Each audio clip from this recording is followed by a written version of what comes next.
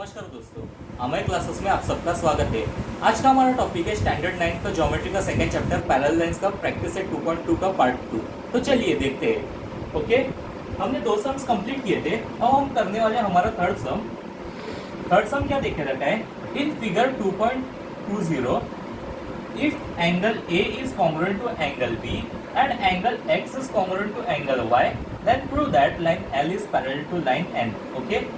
ये जो फिगर देखे रखा है 2.20, इसमें हमें देखे रखा है अगर एंगल A एंगल B को कॉन्ग्रुएंट है और एंगल X एंगल Y को कॉन्ग्रुएंट है, तो हमें प्रूव करना है कि ये जो लाइन L है वो लाइन N को कॉन्ग्रुएंट पैरेलल होना चाहिए। फिर से एक बार आपको क्वेश्चन बता दूं, ये जो फिगर हमें देखे रखा है 2.20, इसमें अगर एंगल A एंगल B को कॉन्ग्रुएंट है और एंगल X एंगल Y को कॉन्ग्रुएंट है, तो हमें प्रूव करना है कि ये जो लाइन L है वो लाइन N को क्या होनी चाहिए? पैरेलल होनी चाहिए। ओके, तो अभी हम गिवन लिखेंगे। पहला given angle A is congruent to angle B, angle X is congruent to angle Y, ये गिवन है। अभी टू प्रूव, हमें प्रूव क्या करना है? हमें प्रूव करना है कि लाइन L जो है वो लाइन N को पैरेलल है। Line L is parallel to line L। Okay, ये हमें प्रूव करना है। लाइन L लाइन N को पैरेलल होना चाहिए, हमें प्रूव करना है। जरा पढ़ा लिखा हुआ है, आपको दिखाई नहीं दे रहा है, ये हमें प्रूव करना है। तो अभी प्रूव करेंगे हम। प्रूव करते हम पहले लिखेंगे ये जो लाइन K है वो क्या है? लाइन L लाइन N और लाइन N का ट्रांसवर्सल है। तो हम लिखेंगे line K is the transversal of line L line M and line N। Okay, line K जो है वो किसका ट्रांसवर्सल है? लाइन L लाइन M और लाइन N का। ओके, अभी हमें गिवन में क्या देखे रखा है? ये जो एंगल A है वो B को कॉन्ग्रुएंट है, हमें गिवन में देखे रखा है angle A is congruent to angle B, ये गिवन है। ओके, ये गिवन है। एंगल A जो है वो एंगल B को कॉन्ग्रुएंट है, गिवन। अभी आपको क्या समझ में आ रहा है यहाँ से कि जो एंगल A और B है, एंगल A और एंगल B, ये कौन से एंगल से? करस्पॉन्डिंग एंगल से, यानी एक के नीचे एक है। ओके, एंगल A और एंगल B क्या है? करस्पॉन्डिंग एंगल से। पहले हम लिखेंगे angle A is congruent to angle B, यानी क्या? कॉन्ग्रुएंट यानी क्या होता है? वो इक्वल होते हैं। Angle A is equal to angle B, पर एंगल A और B क्या है? करस्पॉन्डिंग एंगल से। Okay, angle A and angle B are corresponding angles. Okay, और जब दो करस्पॉन्डिंग एंगल्स इक्वल होते हैं तब वो दो लाइंस जिसमें वो एंगल्स होते हैं वो भी क्या हो जाती है? पैरेलल हो जाती है। ओके, अभी देखो एंगल A एंगल B को इक्वल है क्योंकि वो दोनों गिवन में कॉन्ग्रुएंट दिए गए। ओके, और एंगल A और एंगल B क्या है? करस्पॉन्डिंग एंगल्स के पेयर है। एंगल A और एंगल B क्या है? करस्पॉन्डिंग एंगल्स के पेयर है। ओके, और जब करस्पॉन्डिंग एंगल्स के पेयर इक्वल होते हैं, ओके, तो वो जो दो लाइन होती है जिसमें वो करस्पॉन्डिंग एंगल्स के पेयर होते हैं, अभी वो दो लाइन कौन सी है? लाइन L में एंगल B है और लाइन M में क्या है? एंगल A है। ओके, तो जो दो लाइंस में करस्पॉन्डिंग एंगल्स होते हैं वो दो लाइन क्या हो जाती है? पैरेलल हो जाती है। वो दो लाइंस क्या हो जाती है? पैरेलल हो जाती है। तो लाइन L क्या हो जाएगा? लाइन N को पैरेलल हो जाएगा। Q from corresponding angles test। Okay, ये मैं आपको फिर से एक्सप्लेन करता हूँ। हमें देख के रखा है एंगल ए जो है वो एंगल बी को क्या है, कॉन्ग्रुएंट है, वो हमें ऑलरेडी देख के रखा है। तो जब दो एंगल्स कॉन्ग्रुएंट होते हैं तो उसका मतलब वो दोनों क्या हो गए, इक्वल हो गए। ओके, आपको फर्स्ट चैप्टर में भी बताया, जब दो एंगल्स कॉन्ग्रुएंट होते हैं तो वो एंगल्स क्या होते हैं, इक्वल होते हैं। ओके, तो एंगल ए क्या है, एंगल बी को इक्वल हो गया, क्योंकि गिवन में हमें एंगल ए एंगल बी को कॉन्ग्रुएंट दिया है, इसलिए एंगल ए क्या हो गया, एंगल बी को इक्वल हो गया। पर यहाँ से हमें फिगर में समझ में आ रहा है कि एंगल ए और एंगल बी ये एक दूसरे के नीचे है, तो एंगल ए जो है वो एंगल बी को इक्वल है, और एंगल ए और एंगल बी क्या है, करस्पॉन्डिंग एंगल्स है। एंगल ए और एंगल बी क्या है, करस्पॉन्डिंग एंगल्स, क्योंकि देखो एक के नीचे एक है, एंगल ए और एंगल बी क्या है, करस्पॉन्डिंग एंगल्स, और एंगल ए और एंगल बी क्या इक्वल भी है। तो जब एक पेयर ऑफ करस्पॉन्डिंग एंगल्स का इक्वल होता है यार, okay, when the pair of corresponding angles are equal then the lines are parallel, यानी जो एंगल जिस लाइन में है वो दोनों लाइन क्या हो जाती है, पैरेलल हो जाती है।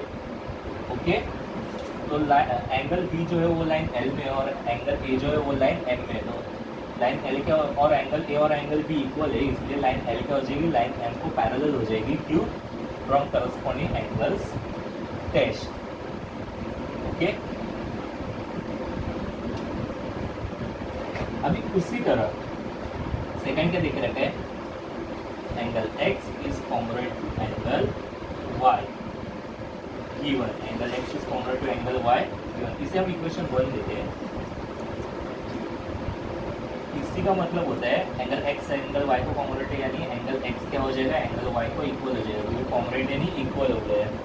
ओके, पर अभी फिगर में से हमें समझ में आता है कि एंगल x और एंगल y क्या है, अल्टरनेट एंगल से, क्या है, अल्टरनेट एंगल्स। देखो जिगजैग, जिगजैग, तो ये दोनों क्या है, अल्टरनेट एंगल्स।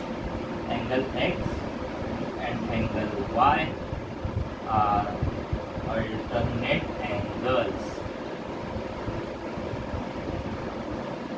ओके, और जब दो अल्टरनेट एंगल्स भी इक्वल होते हैं तो वो दोनों लाइंस भी क्या हो जाएगी, पैरेलल, जिसमें वो दो एंगल्स होते हैं, वो लाइन में जो दो एंगल्स होते हैं वो लाइंस भी क्या हो जाएगी, पैरेलल। अभी एंगल x कौन से लाइन में है, एंगल m में है, सॉरी लाइन m में है। एंगल x जो है वो कौन से लाइन में है, लाइन m में है, और एंगल y जो है वो कौन से लाइन में है, लाइन m में है।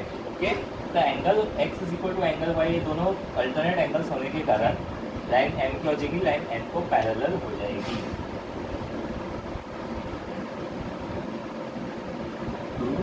लाइन n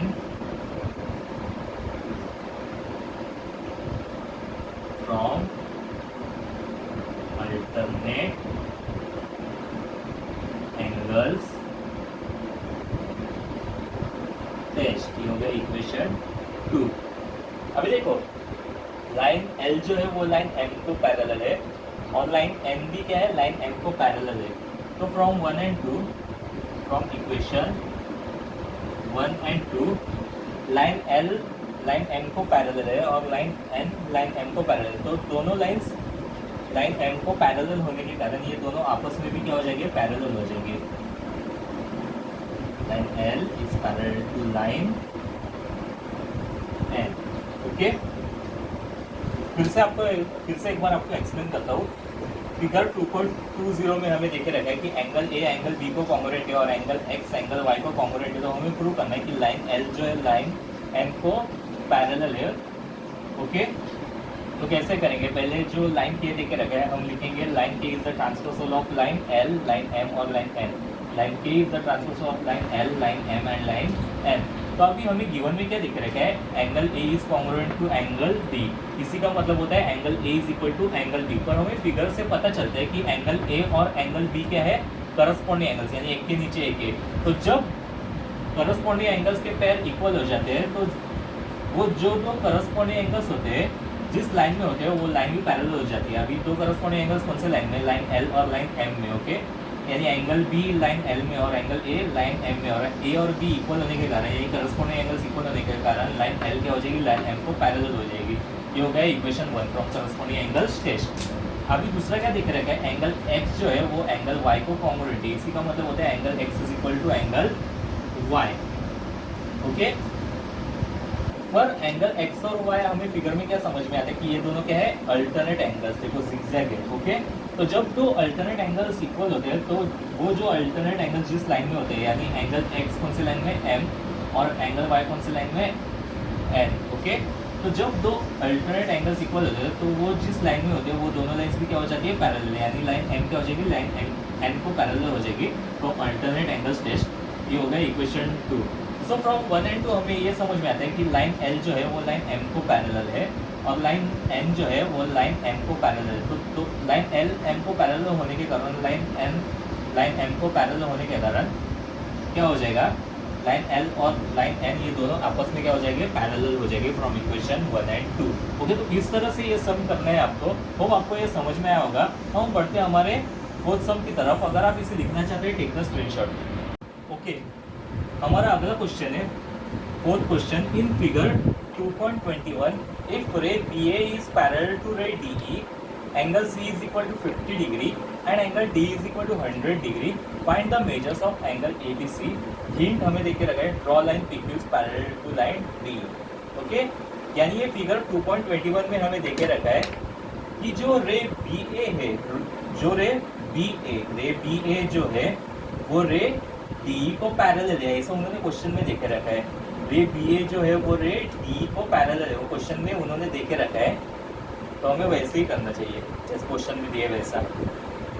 एंगल सी जो है, जो एंगल सी है, देखो ये एंगल सी ये क्या है, 50 डिग्री। एंगल सी क्या है, 50 डिग्री। एंगल डी जो है, ये जो एंगल डी है ये क्या है, 100 डिग्री, ओके। तो हमें क्या फाइंड आउट करना है, find the measure of angle A B C, यानी हमें एंगल ए बी सी का इसका मेजर फाइंड आउट करना है। हमें हिंट देख रखा है, draw line P Q parallel to line D. तो पहले हम जो गिवन है वो लिखेंगे, given ray B A is parallel to ray D, ray B is parallel to ray D.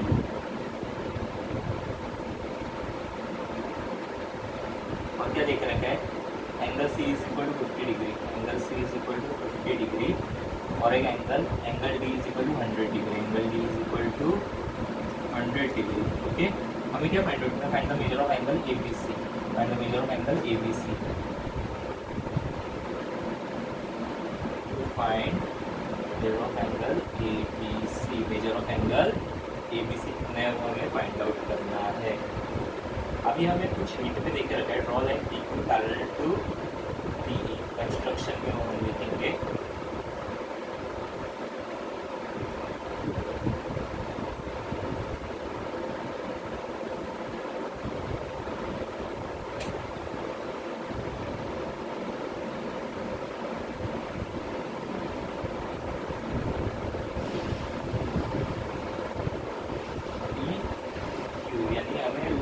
Draw करना है जो लेंथ डी को पैरेलल है।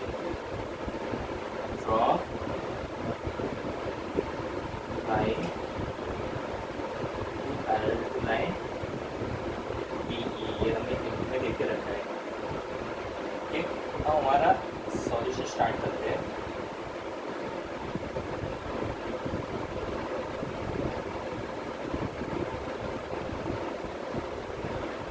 पहले हम लिखेंगे ये जो डीसी है, डीसी, ओके, वो ईडी और पीक्यू का क्या है, ट्रांसवर्सल है।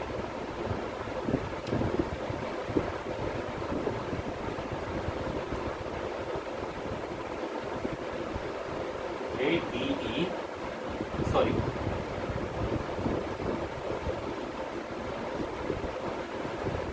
DC is the transversal of ray DE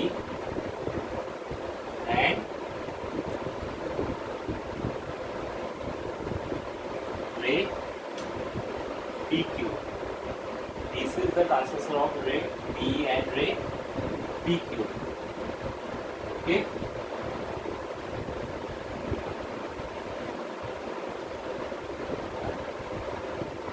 angle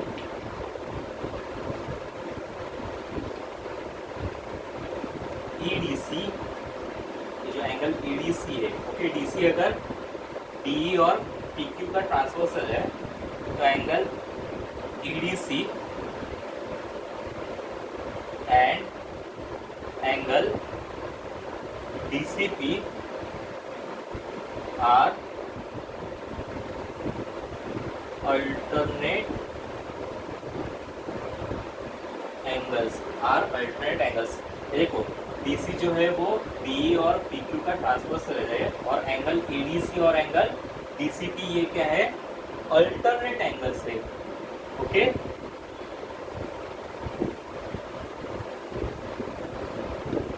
ये दोनों अल्टरनेट एंगल्स है। बट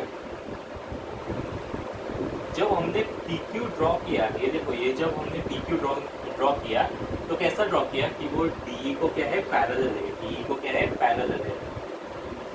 ओके, बट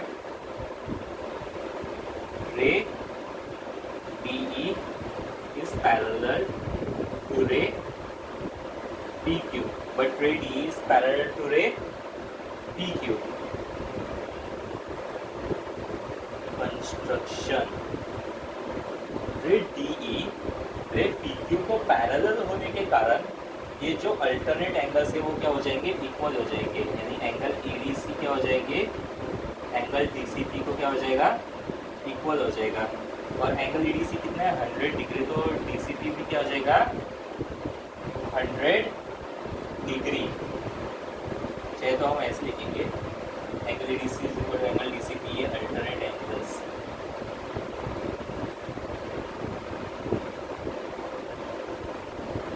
थोड़ा स्टेप बढ़ाएंगे, कुछ प्रॉब्लम है, but angle EDC is equal to 100 degree, therefore angle DCP is equal to 100 degree. Okay, अगर angle EDC is equal to 100 degree तो angle DCP भी क्या हो जाएगा, 100 डिग्री। ओके, अभी देखो हमने DCP फाइंड आउट किया, क्या फाइंड आउट किया, DCP क्या मिला हमें, ये पूरा DCP है। अभी ये जो है वो DCP है, नहीं तो आप बोलेंगे कि ये एंगल सिर्फ 50 डिग्री है हमने, पर ये DCP और हमने क्या निकाला, DCP, तो DCP क्या है, ये पूरा मिलके क्या हो जाएगा, 100 डिग्री। अभी DCP निकालने के कारण हम क्या निकाल सकते हैं, DCP हमने अभी निकाला तो DCP से हम क्या निकाल सकते हैं, DCP भी निकाल सकते हैं। कैसे निकाल सकते हैं, देखो angle DCP is equal to angle DCP plus angle DCP। Angle DCP is equal to angle DCP plus angle DCP। Okay, ये दोनों एंगल्स को अगर हमने ऐड करेंगे तो हमें मिलेगा DCP। Therefore 100 is equal to 50 plus angle DCP. 100 degree is equal to 50 degree plus angle DCP. Therefore 100 degree minus 50 degree is equal to angle DCP. Therefore 50 degree is equal to angle DCP. That is angle DCP is equal to 50 degree. तो हमें DCP भी क्या मिला, 50 है। देखो अभी अगर हम दोनों को ऐड करेंगे तो DCP क्या हो जाता है, 100। ओके, तो DCP हमें 50 डिग्री मिला। अब हमें बहुत आसान हो गया ABC फाइंड आउट करने के लिए। ओके, तो ABC फाइंड आउट करने के लिए हम पहले यहाँ लिखेंगे कि रे PQ जो है वो रे DE को पैरेलल है, और रे DE किसको पैरेलल है, रे AB को पैरेलल है। और इसके कारण ये देखो रे DE PQ को भी पैरेलल और AB को भी पैरेलल है, और इस वजह से रे PQ AB को भी पैरेलल हो जाएगा। ओके, अभी रे पी क्यू रे ए बी को पैरेलल हो गया। अभी ये जो एंगल ए बी सी है और एंगल बी सी पी है वो क्या है, इंटीरियर एंगल्स है। वो क्या है, दोनों इंटीरियर एंगल्स। इंटीरियर एंगल्स का सम क्या करते हैं, हम ऐड करते हैं। इस साइड करता हूँ,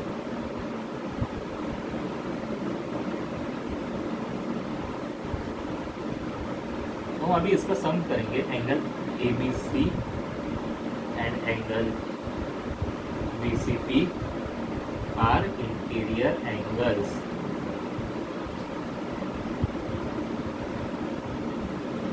Therefore, angle ABC plus angle BCP is equal to 180 degree। तो इंटीरियर एंगल्स का सम क्या आता है, 180 degree. Therefore, angle ABC as it is plus 50 degree is equal to 180 degree। Therefore, angle ABC is equal to 180 degree minus 50 degree। Therefore, angle ABC is equal to 130 degree। Okay, इस तरह से हमें angle ABC find out करना था। अगर आप इसे लिखना चाहते हैं तो टेक द स्क्रीनशॉट। हम बढ़ते हैं हमारे फिफ्थ सम पर। ओके, हमारा अगला क्वेश्चन है फिफ्थ क्वेश्चन। इन फिगर 2.22 रे A is parallel to ray BD, ray AF is the bisector of angle EAB and ray BC is the bisector of angle ABD। Prove that line AF is parallel to line BC। यानी ये figure 2.22 में हमें देखे रखा है, ये जो रे AE है वो रे BD को क्या है, पैरेलल है। और जो रे AF है वो क्या है, एंगल EAB का बाइसेक्टर है। और जो रे BC है वो एंगल ABD का बाइसेक्टर है। ओके, तो prove that line AF is parallel to line BC। तो पहले हम गिवन लिखेंगे।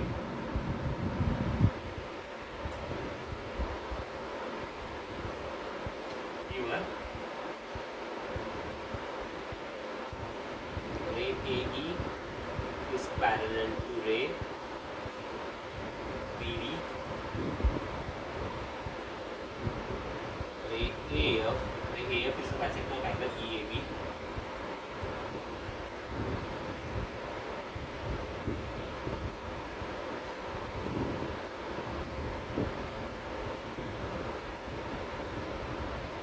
ray BC is the bisector of angle ABD।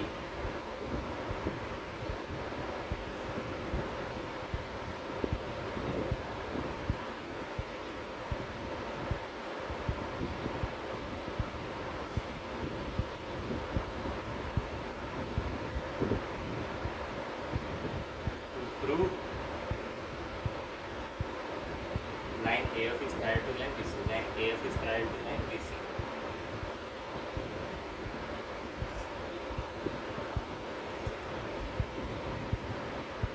Proof।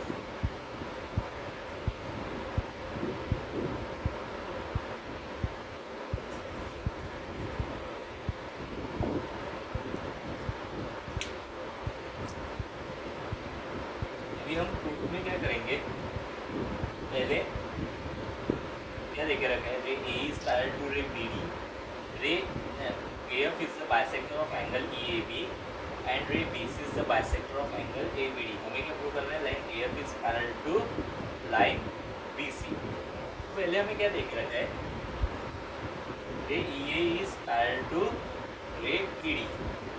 Okay,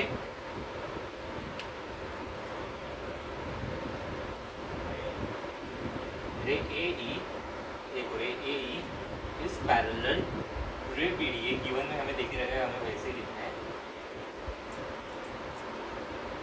given. Okay, अभी AE क्या है, BD को पैरेलल है और एंगल EAB और एंगल ABD ये दोनों क्या हो जाएंगे फिर, equal. Angle EAB is equal to angle ABD। क्यों, क्योंकि रे AE क्या है, रे BD को पैरेलल है और एंगल EAB और एंगल ABD क्या है, अल्टरनेट एंगल से। ओके।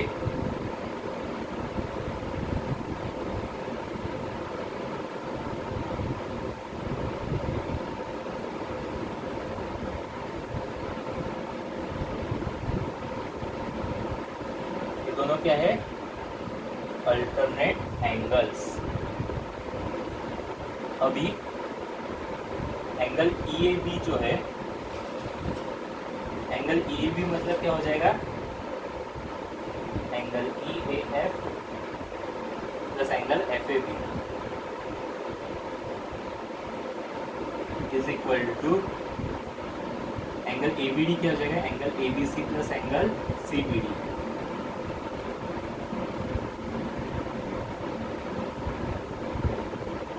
देखो फिर से एक बार बता दो, एंगल ई ए बी जो है तो क्या है, angle E F plus angle F A B, इसलिए हमने E F plus F A B angle E A B की जगह पे लिखा is equal to angle A B D. Angle A B D क्या हो जाएगा, angle A B C plus angle B C D, दोनों मिलकर क्या हो जाता है, A B D.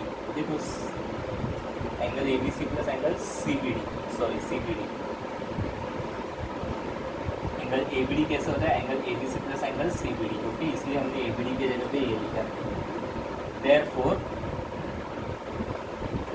E F क्या है, x plus x is equal to y plus y, therefore 2x is equal to 2y, therefore x is equal to y, okay. ये दोनों इक्वल होने के कारण, x और y इक्वल होने के कारण, therefore AF is parallel to the BC, okay. तो आपको समझ में आया होगा, अगर आप इसे लिखना चाहते टेक द स्क्रीनशॉट। ओके, अब हम करेंगे प्रैक्टिस सेट 2.2 का लास्ट क्वेश्चन, 6th क्वेश्चन।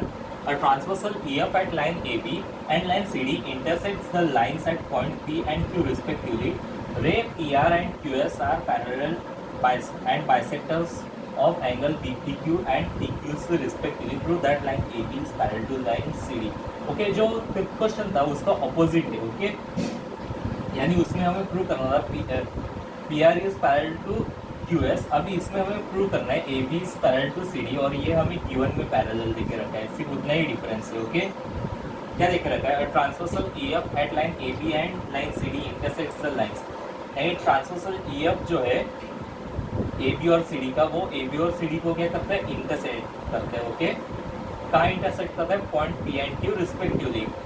रे PR and QS are parallel. Ray PR और QS क्या है, पैरेलल है और बाइसेक्टर्स है। रे PR किसका बाइसेक्टर है, एंगल BPQ का, और रे QS किसका बाइसेक्टर है, एंगल PQC का। हमें प्रूव करना है line AB is parallel to line CD, line AB is parallel to line CD। कैसे प्रूव करेंगे, ओके। गिवन में आप ये सब लिखो कि EF is the transversal of line AB and line CD and it intersects the line AB and CD at point P and Q respectively। और जो रे PR है वो क्या है, रे PR is the bisector of angle BPQ and रे QS is the bisector of angle PQC, okay. To prove ही लिखो line AB is parallel to line CD, आप खुद लिखो, जरा ट्राई करो खुद लिखने का, ओके। मैं डायरेक्टली प्रूफ करता हूँ।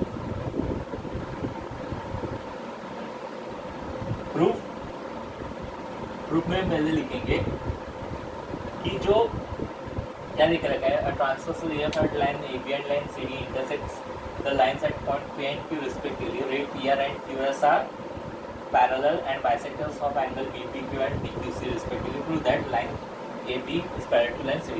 पहले हम सपोज करेंगे, अभी ये देखो रे PR जो है वो QS को पैरेलल है और PR किसका बाइसेक्टर है, BPQ का, ओके। तो PR की वजह से BPQ में दो एंगल्स फॉर्म होते हैं, एंगल BPR और एंगल BPR और एंगल RPQ, ऐसे दो एंगल्स फॉर्म होते हैं, ओके। पहले हम लिखेंगे PR is the bisector of angle BPQ of angle BPQ, okay, ये गिवन है। Therefore VPR, angle VPR plus angle RPQ is equal to angle VPQ. Okay, x plus x is equal to angle VPQ. Therefore 2x is equal to angle VPQ.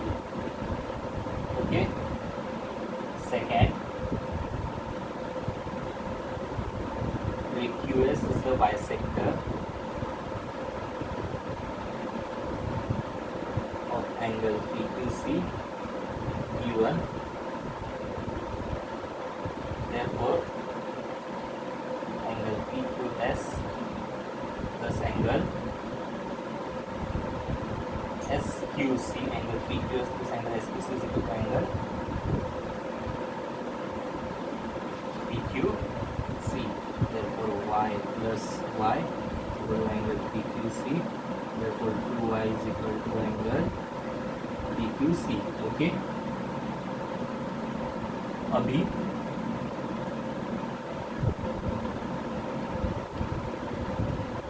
रे PR जो है वो रे QS को parallel है.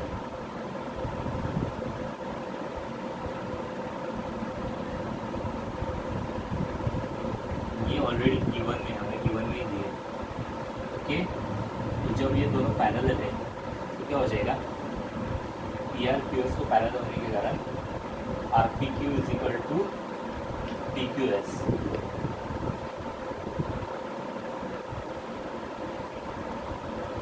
ये क्या है, अल्टरनेट एंगल्स.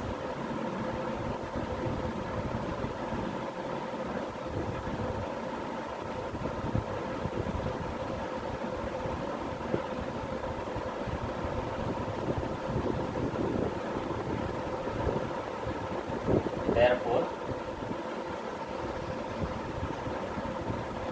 ये जो अभी RPQ है, RPQ क्या है, x से is equal to y, x is equal to y. Okay,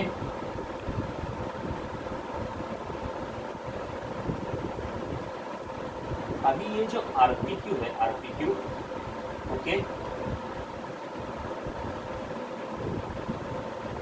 चाहे तो हम इसे ऐसे लिखते हैं, RPQ क्या है,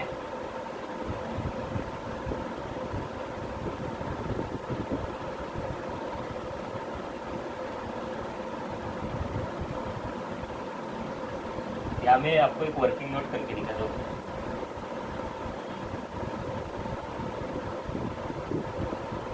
RPQ is equal to half into VPQ. Okay, तो RPQ क्या हो जाएगा, ये जो 2 इधर हाफ है, इधर आके क्या हो जाएगा, मल्टीप्लाई हो जाएगा. 2 इधर डिवाइड इधर जाके मल्टीप्लाई हो जाएगा.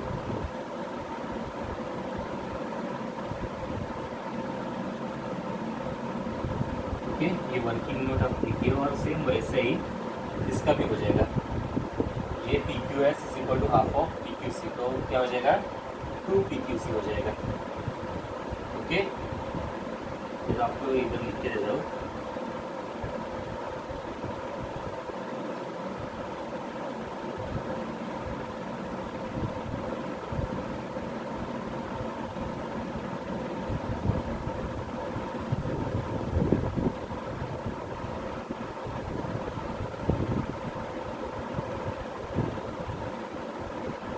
Therefore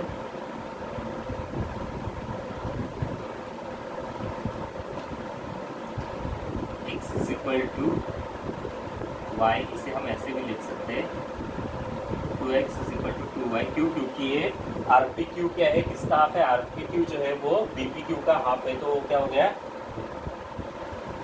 2 RPQ हो गया. ओके, यानी 2x is equal to 2y. Okay,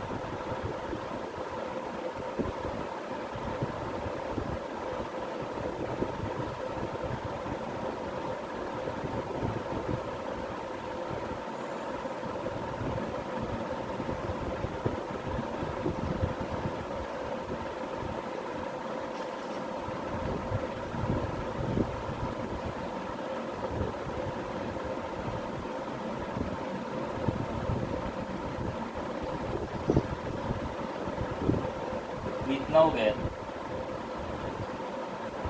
अभी? ये जो हमें और क्या लेके रखा है, EF जो है वो क्या है, AB और CD का ट्रांसवर्सल है।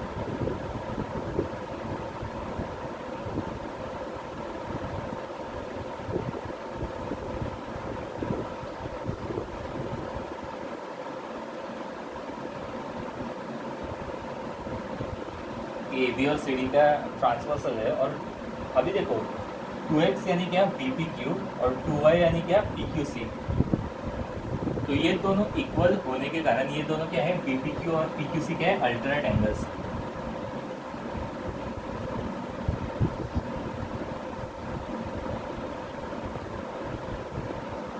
एंगल्स देयरफॉर जब दो अल्टरनेट एंगल्स इक्वल होते हैं, फ्रॉम अल्टरनेट एंगल्स टेस्ट